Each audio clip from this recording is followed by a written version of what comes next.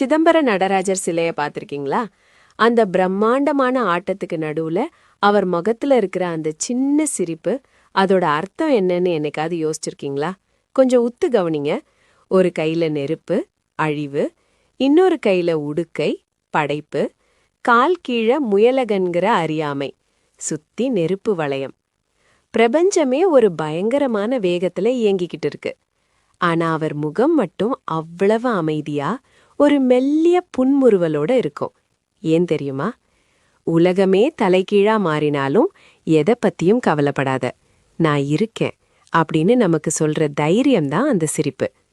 கஷ்டங்களும் குழப்பங்களும் வாழ்க்கையில வரும்.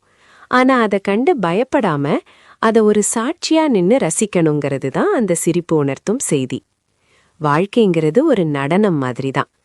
ஆடுற காலுக்கு அடியில எத்தனையோ பிரச்சனைகள் இருந்தாலும் முகத்துல அந்த புன்னகை மாறாம இருப்பதே உண்மையான ஞானம்.